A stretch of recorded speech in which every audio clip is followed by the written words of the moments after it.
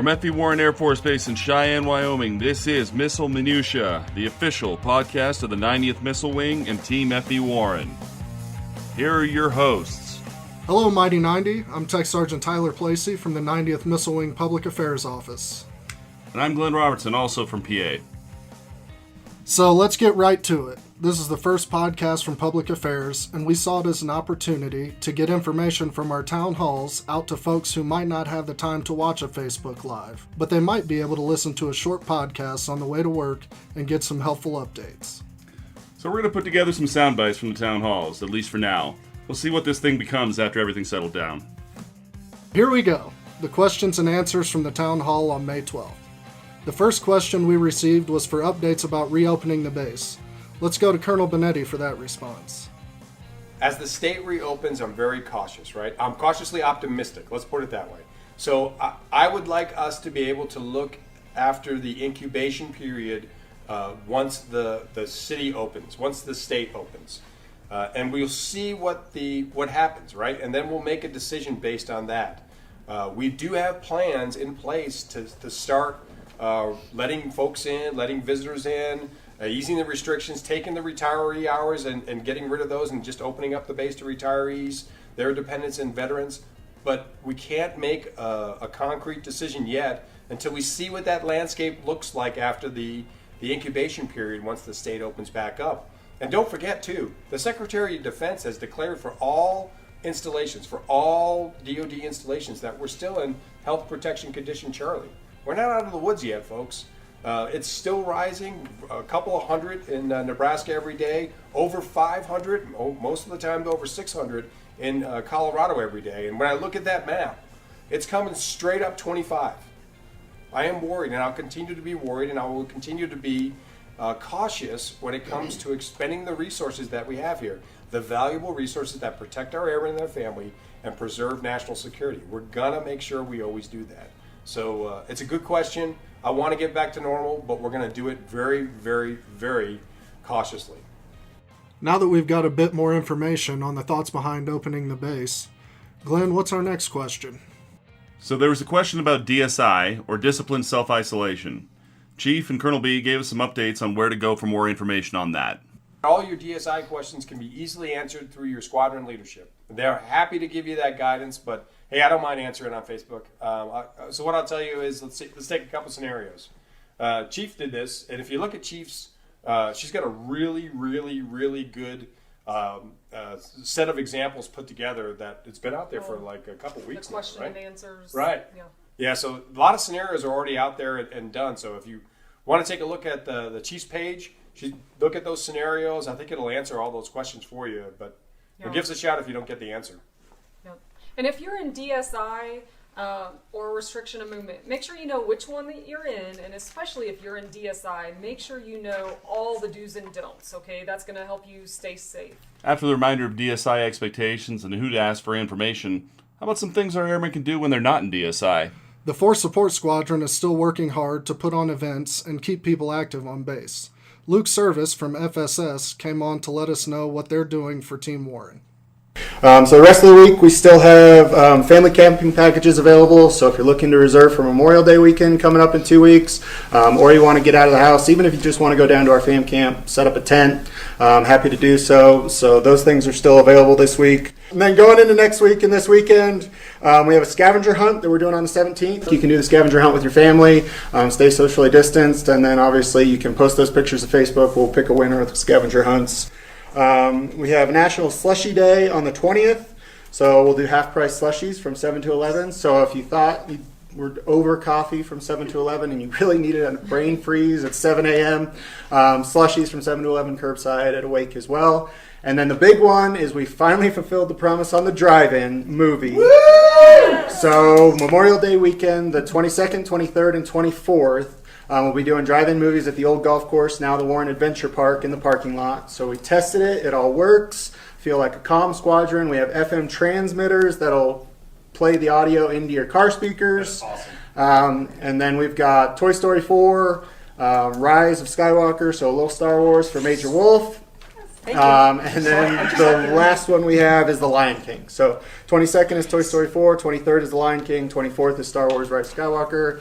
Those will all be at 8:30 p.m. So that's right when it gets dark enough to get good And visual. how much do those cost? Those are free. So we're working out some details as far as maybe snacks and refreshments. We'll see how that goes. But right now we'll definitely at least have the movies. You'll be able to hear it in your car. We'll give you guys something else to do. Clearly, FSS is continuing to provide fun things to do, even if we can't all get together right now. Glenn, how about those folks who may need to leave the state? The next question was about medical appointments in Colorado, with some doctors' offices opening up down there.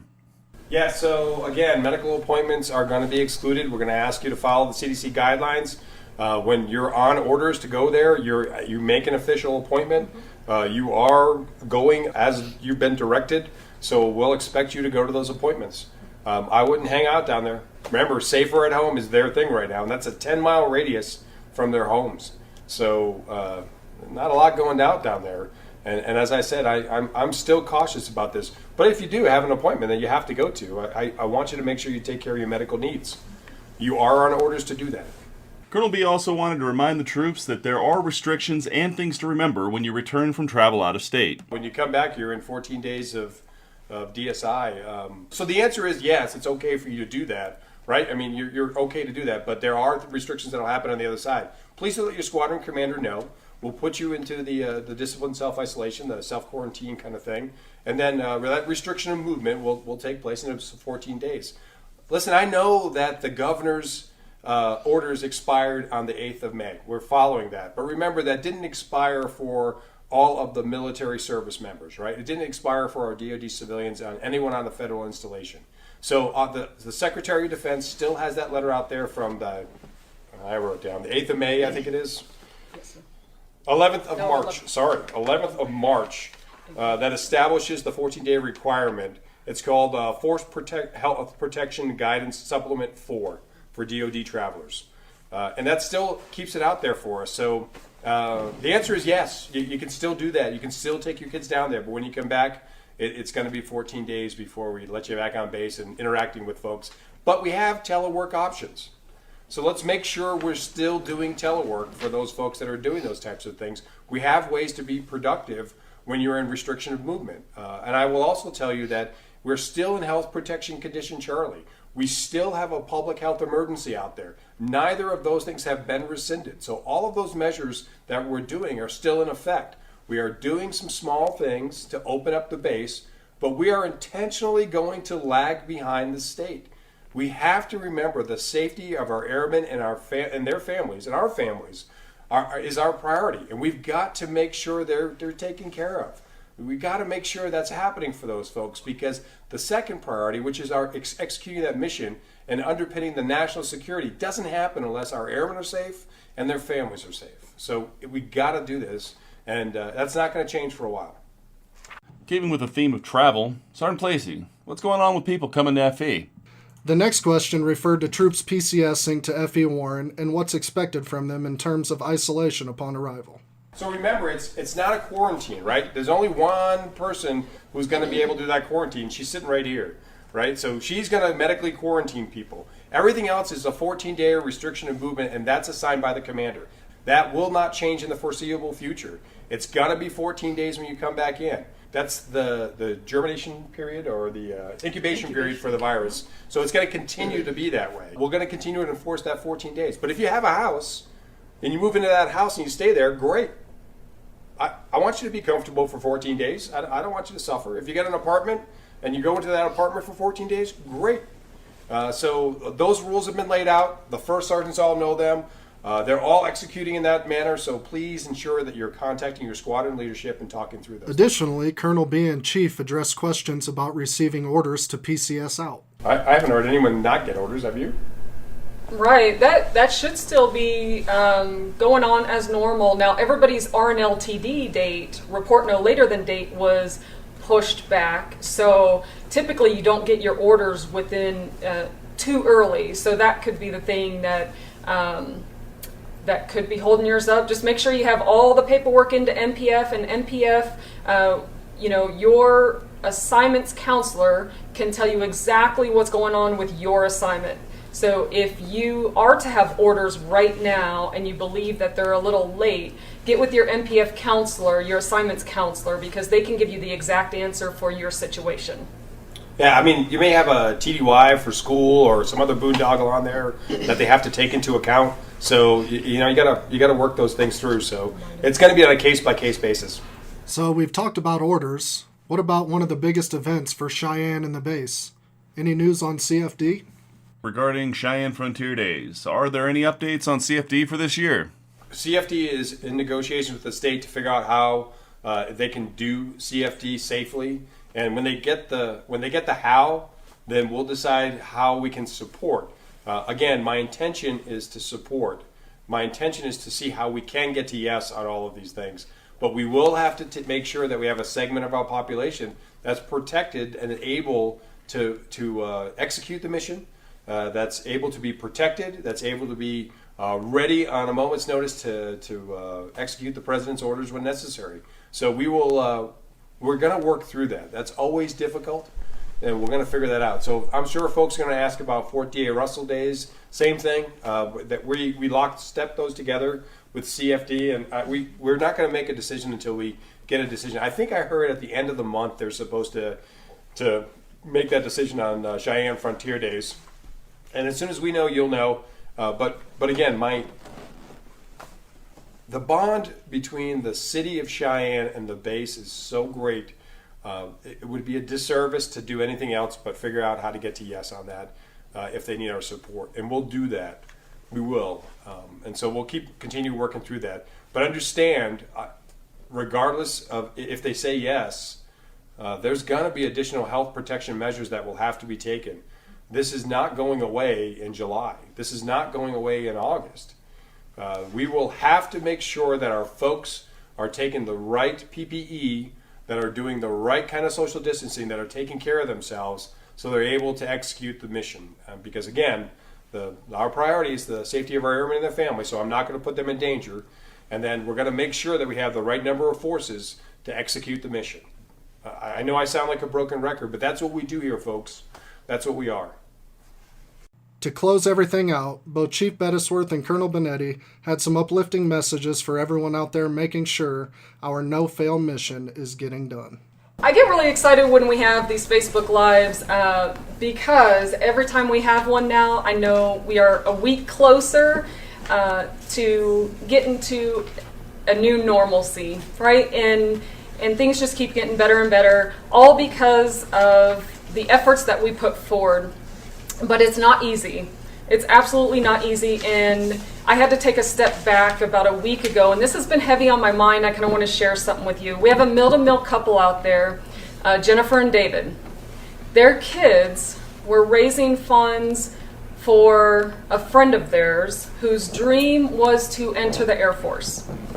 And in December, he was diagnosed with cancer. And so his dream will no longer happen. But to that child, and he's in high school here, I think Robert is his name. I think he just recently got out of the hospital.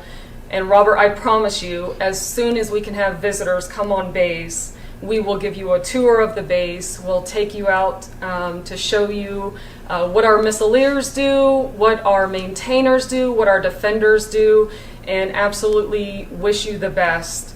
Life still goes on, and I can't imagine what you're going through right now. There's a lot of people who things are still happening, and it's extremely tough, and put this on top of it just makes it that much harder to deal with. But we are all here for you, and that's to everybody out there.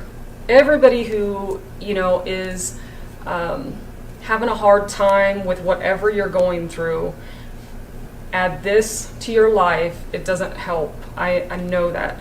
But we're all in this together. There's so many resources out there. You see all the spouses on the page. You see, MFLACs are there available. Chaplains, we're all here for you. So know that.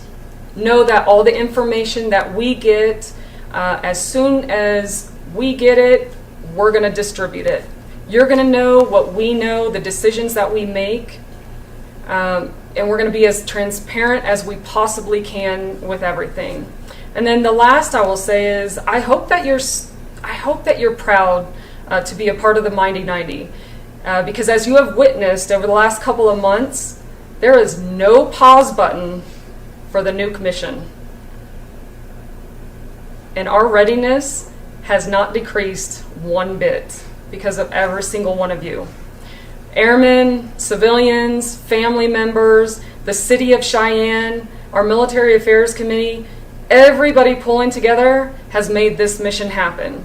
So thank you again for tuning in, and I cannot wait to tune in next week, and we'll be a week closer to getting through this. Those are some powerful words from Chief. Now let's turn to some parting messages from Colonel Benetti. I am very proud to be part of this team.